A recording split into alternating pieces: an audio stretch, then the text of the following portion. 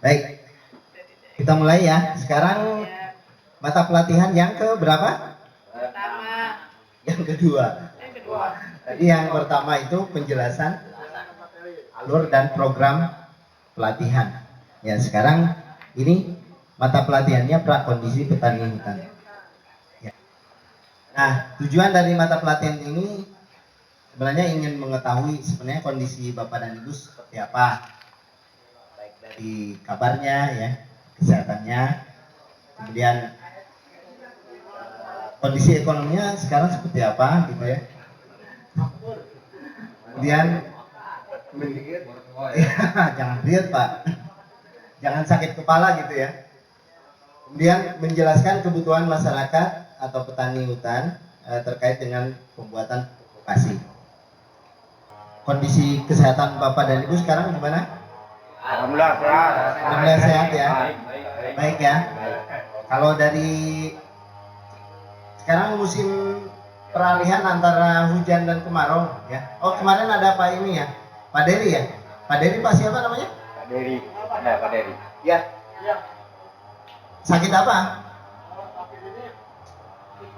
Oh, tipes. Oh ya, ya itu juga ya yang kalau tipes itu bisa Kalau itu biasanya dari pola makan ya. Pola makan dan pola pikir. Pola pikir dan pola makan. Pola hidup juga. Ya? obatnya poligami. Oh iya. Pengaruh keadaan, Pak. Ya musim politik, tapi jangan juga sampai kita sakit ya. Ya biar rame-rame yang memeriahkan pesta demokrasi kan.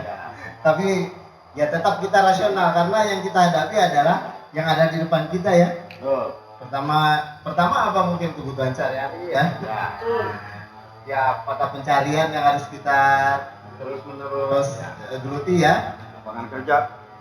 Ya kerja ya.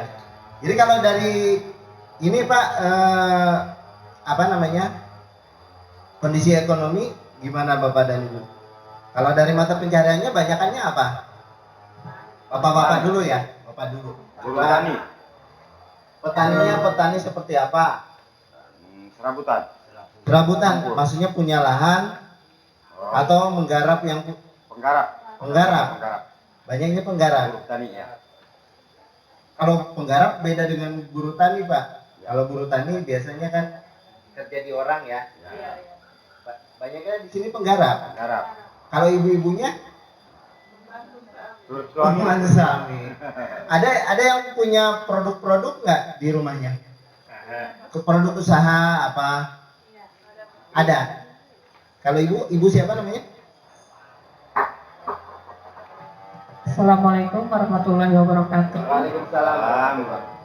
Perkenalkan, nama saya Eka Sofia Hartati, tapi biasa dipanggil sehari-hari Teh Neng. Ya, Saya perwakilan dari Kabupaten Serang, Pak, ya. dari KWT Cempakawangi. Oh, KWT. Ya, dan alhamdulillah kami sudah punya produk yang dipasarkan dari KWT kami berupa bawang goreng yang sudah ada PIRT dan karena kita olahan pasca panen ya Pak. Oh, pasca panen. Ya. Bawang goreng yang sudah punya PIRT dan halal. Dan sekarang ada kacang umpet Pak, tapi untuk izin masih proses. Oh, izin Ya. apa? Izin PIRT-nya. apa namanya? Izin PIRT-nya. PRT ya. Iya. Oke. Terima kasih. Teneng ya, Buneng. Ada lagi yang lain? Ibu-ibu yang punya usaha apa lagi KWT yang lain ada nggak? KWT yang lain nggak ada? Atau dari KTH? Nah sekarang bapak-bapak yang dari KTH ada nggak? KTH? Kelompok Tani Hutan? Bismillahirrahmanirrahim. Assalamualaikum warahmatullahi wabarakatuh. Perkenalkan, nama saya Jayadi dari KIR ya. Kebetulan saya Pak seperti sayuran, panjang dan varia. Kadang ada juga cabai. Oke. Ya. Mantap. Di mana ditanamnya? Di sawah. Oke. Oke, di sawah. Ya, alhamdulillah ya di beberapa tadi ada 2 orang yang sudah menyebutkan ini hortikultura ya, hortikultura berarti budidaya sayur-sayuran ya. Nah ini juga mungkin nanti sangat erat kaitannya dengan kegiatan kita yang mudah-mudahan nanti Bapak bisa aplikasikan itu di lokasinya.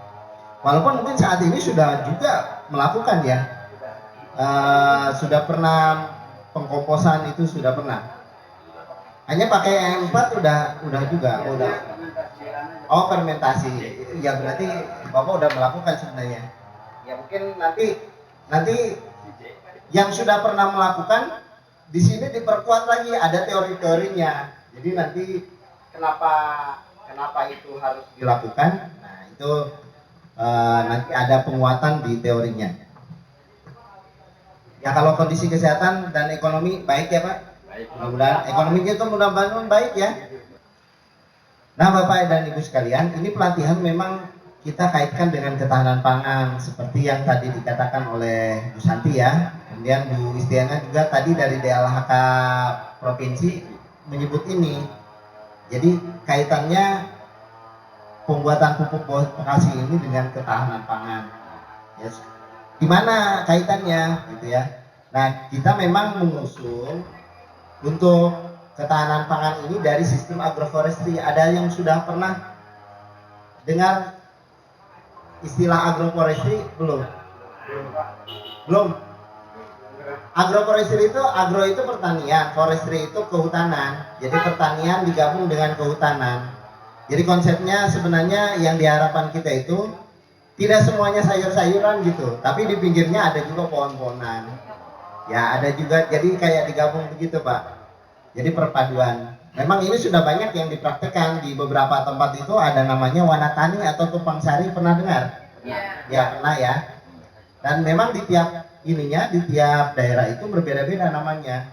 Ada nama talun, ada nama tembawang kalau di Kalimantan ya. Ada juga repong damar di Lampung ya. Dan tiap wilayah itu punya beda-beda namanya, tergantung dari masyarakat dan biofisik, ekonomi dan budaya setempat. Nah jadi kaitannya nanti kita itu harapannya ketahanan pangannya dikaitkan dengan agroforestry, yaitu sistem pengelolaan lahan ya yang menggabungkan antara pertanian dengan kehutanan. Nah kalau digambarkan, kalau gambar ekosistem hutan seperti ini idealnya ya. Ini ekosistem hutan mungkin tanaman bawahnya nggak ada ya. Nah ini di sistem di sistem pertanian yang biasa Bapak lakukan kan hanya pertanian aja semuanya ya. Jadi harapannya dari pola agroforestry itu ini, jadi gabungan antara hutan dengan pertanian. Nah, di mana kita posisinya pembuatan pupuk Bekasi ini kita lihat ya. Ya, memang kalau di tempat Bapak dan Ibu juga mungkin sudah pernah melihat gabungan-gabungan pertanian dengan pepohonan begini ya, sudah pernah lihat ya. Nah, sekarang kebutuhan masyarakat atau petani hutan dalam membuat pupuk Bekasi ya. Bapak Ibu, tahun 2019-2020 pernah merasakan nggak dampak dari COVID-19? Merasakan ya. Bapak Ibu nggak bisa kemana-mana, tinggal di rumah aja, nggak boleh kemana-mana ya. Bertemu dengan orang dibatasi ya. Nah, tapi belajar dari pasca pandemi ya, setelah pandemi dulu, memang ada kecenderungan pengaruh perilaku ya. Perilaku kebanyakan orang itu ingin selalu hidup sehat ya. Betul enggak? Nah, untuk selalu hidup sehat itu bagaimana cara menjaga kesehatannya? Salah satunya dengan konsumsi. Dengan konsumsi makanan yang baik-baik ya. Yang dianggap baik itu adalah makanan organik. Ya, jadi di persepsi kebanyakan orang sekarang itu seperti tadi dikatakan oleh Bu Istiana juga, perilakunya itu lebih cenderung kita milihnya ke organik, walaupun terus terang ya Bapak dan Ibu, kalau di swalayan yang labelnya organik itu apa harganya? Mahal kan? Mahal kenapa? Karena dianggap itu sehat, sementara produksinya masih terbatas. orang kebutuhannya tinggi, jadi di label tinggi, Pak. Beda dengan coba Bapak kalau apa sayurannya yang ditanam? Timun. Kalau dijual ke pasar biasa berapa harganya? Tergantung sih kalau sekarang ya Agak lumayan termasuk ya. Ya. memang murah itu paling kadang 1.000 kalau lagi panen raya gitu. Ya, Bapak pernah membandingkan nggak timun yang dengan di swalaya? Jauh.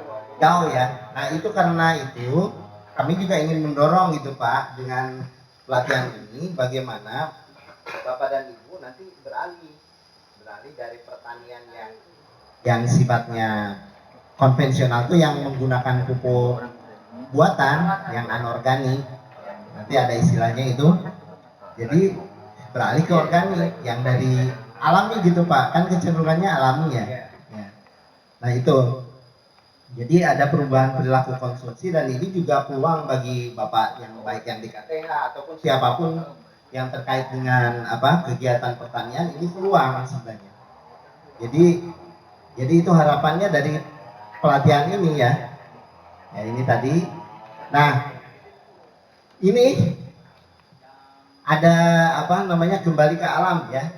Sama dengan kita bagaimana menggiatkan kegiatan pertanian ini ke organik. Jadi ini kalau di swalayan itu banyak yang label-labelnya begini Pak, organik gitu ya.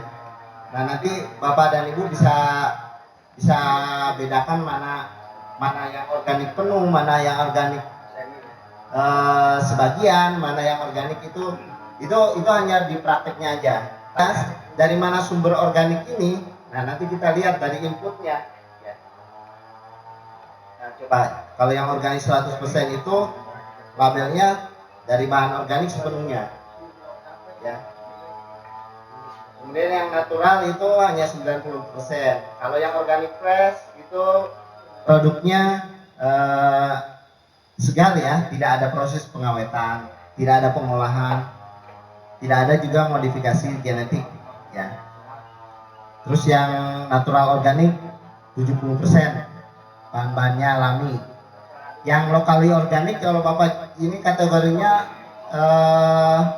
100 km dari lokasi tanamnya ya. Kemudian fresh 100% itu tidak mengandung bahan pengawet ya. Kemudian farm fresh itu produk yang berasal dari ladang yang menggunakan praktik organik dan alami. Ya, kaitannya dengan organik itu. Tapi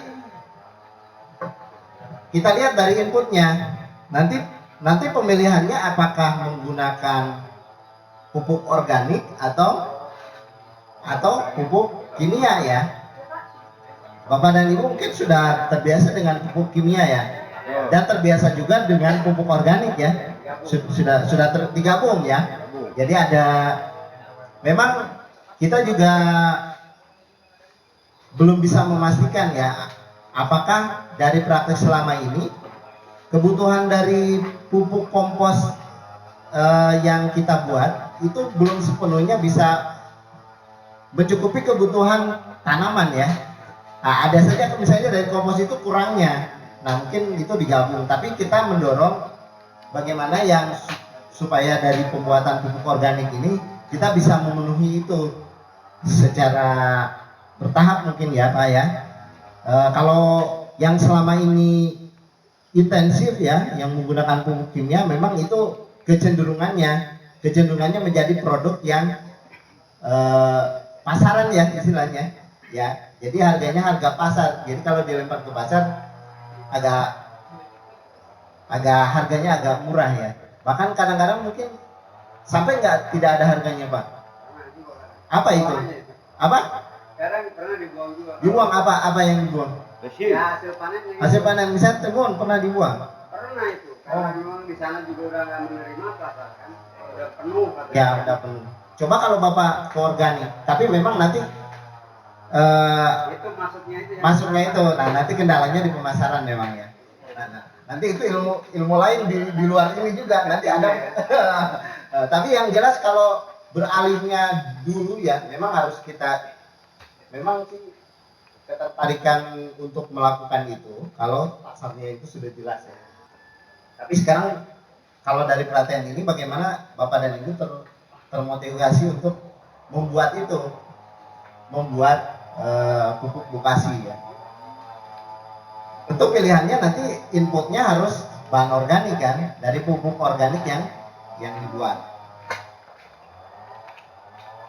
Nah ini nanti lebih apa itu pupuk organik dan pupuk anorganik atau pupuk kimia nanti akan dijelaskan di mata pelatihan berikutnya ya.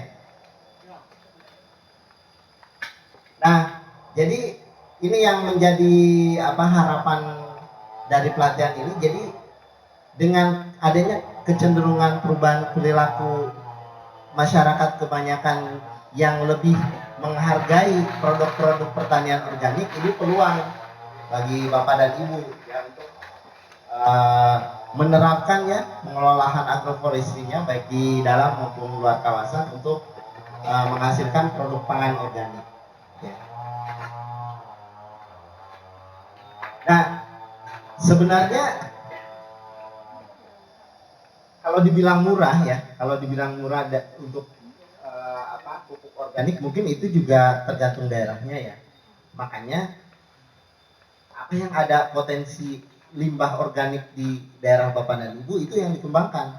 Sebenarnya misalnya gini, kalau di sini limbah kotoran ternak gampang nggak di? Gampang aja. Banyak, ada yang banyak, ada yang susah. Siapa yang bilang susah? Nggak adanya itu karena sudah banyak permintaan atau memang jauh. Nah, berarti kan gini, pengembangannya itu harus juga dilihat dari dari potensinya, potensi bahan bakunya. Kalau yang banyak kotoran ternak, yaitu kotoran ternaknya apa sapi, apa kambing, apa ayam. Nah, kalau ayam berarti potensinya ayam kan. Jangan memaksakan dari ternak kambing, nanti susah, mahal dijualnya kan. Ataupun nanti volumenya tidak memenuhi.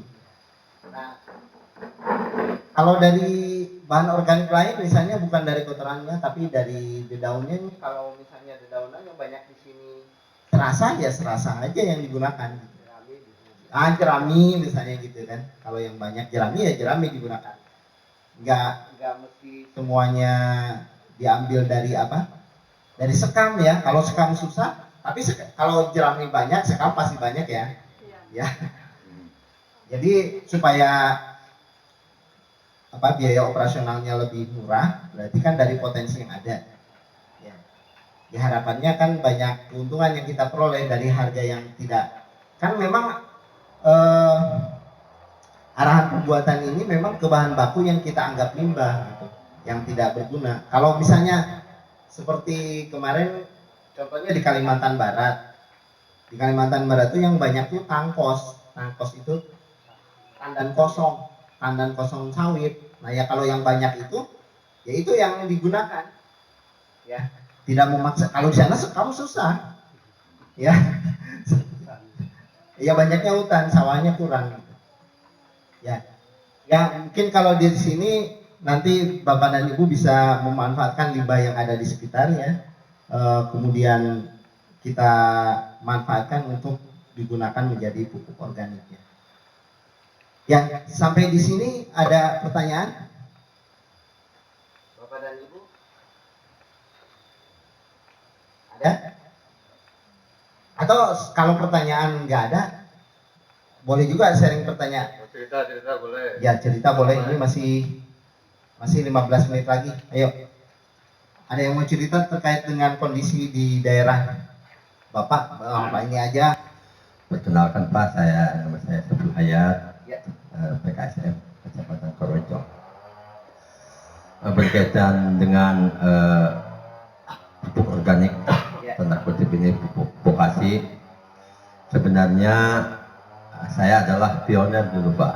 Pionir untuk pembuatan pupuk organik Ya. dan sudah punya hak paten, hak cipta, namanya pupuk organik atap badak tula 1. Ini yang perlu di atap badak tula 1 itu saya dapat istiharoh dulu tuh Pak. Ada tanaman, ada pupuk atap. Ya. Badak tula 1 itu saya berasal dari Pandeglang, makanya khas Pandeglang itu ujung kulon terkenal dengan nama Badak Cula 1. Makanya paten pupuk organik saya itu atap Badak Cula 1. Dan alhamdulillah sudah ke Singapura Pak, melalui Kepri atau Batam. Dulu pembesar Batam, dahulu sebelum saya terjun ke dunia politik Pak ya, masa lalu itu saya kirim pupuk organiknya ke Batam. MOU-nya hampir kurang lebih 5 tahun saya mengirim ke Batam lewat ekspedisi. Ya. Karena punya Sebelum paten. cerita ke sana Pak, nah mungkin nggak tahu saya di sini sebagian besar apakah Bapak Ibu sudah mengenal cerita ini atau belum. Tapi kalau belum, nanti sambil saya tanya juga supaya saya juga tahu, Bapak Ibu tahu ya. Ya. Nah sekarang keistimewaannya dulu. Kenapa paten itu bisa keluar? Keistimewaan pupuk organik yang pertama dia ramah lingkungan, tidak sulit dan mudah dicari di sekitar kita ada. Oke. Nah, Peluangnya maksudnya, 100%. ya, yang paten itu keluar, maksudnya paten itu keluar Badak Cula 1. Atap Badak Cula 1. Atap Badak Cula 1. Itu adalah nama khas dan Ya, dia nama. bisa pasar keluar Oh, jadi kayak brand aja gitu ya? brand image Pak. Brand image-nya ya. Brand image, dan itu supaya juga kalau kita punya paten itu, saya dulu ujinya efisiensinya IPB. Oh, berarti sudah Ba- sudah kayak dianalisis lab gitu. Balai Tanah dan Skopindo. Oh, Sudah, iya, sudah. Oke. Tapi di sini heterogen Pak. Ada yang belum kenal ke Bokasi, walaupun dia bikin Ya. gitu ya. Ada sebagian kecil yang sudah kenal Ya, terhadap Bokasi. sebenarnya sebagian kecil atau sebagian besar sudah mempraktekkan, atau kalau karena sudah mempraktekkan tapi belum tahu namanya begitu, atau Sebagian ada yang sudah tahu namanya Pak. oh Sudah, karena mereka juga sebelum petani jadi KTH, sebelum jadi Gapoktan, pernah ikut bergabung dengan saya Oke. mengelola pupuk itu. tapi kalau dari segi komposisi sama dengan yang lain juga pupuk organiknya atau beda khas di sini? Kalau komposisi kan itu tergantung bahan baku yang Oh, bahan baku, betul, betul. Karena kan kita ingin menciptakan NPK, nitrogen, fosfor, Iya. dan kalium, itu sejauh mana bahan baku yang kita dapati Pak ya. Tapi tanda kutip untuk Bokasi atau pupuk organik itu ya bahan apa saja bisa, yang Bisa. jelas bisa terurai gitu, organik terurai, ya. itu bisa dilakukan. Nah kelebihannya kalau hasil dari pertanian organik itu sebenarnya mah 3 kali lipat dari harga biasa. Taruhlah misalkan kalau harga timun yang pasuk keraba itu karena 1.000 katanya timnya tadi. gitu Iya. 5.000 gitu ya. 5.000 itu, katanya. itu bisa kalau pertanian organik itu bisa 15.000. bisa 15.000. Bisa. Sama juga beras kan sekarang lagi bukan Iya, naik nih ya, beras organik tapi sekarang. ngelonjak. Biar sekarang kan yang nanti kita nikmati ini kan lumayan nih harganya, beras rojol lele atau apa gitu tadi Oke. itu yang dapur. Nah itu bisa 2 kali lipat juga harganya Pak. Oke. Jadi itu keuntungannya. Nah, sekarang pertanyaannya masih produksi nggak sekarang? Sekarang produksinya untuk konsumsi sendiri aja Pak. Konsumsi sendiri, jadi bukan untuk dijual. Ya, itu ada contohnya Oh, saya iya. masih tetap punya. Tapi itu ada cabai, makanya awet Pak. Oke. Itu. Oke. Mungkin itu aja dulu Pak. Ya. Oke, terima kasih Pak Saiful. Saiful. Oke.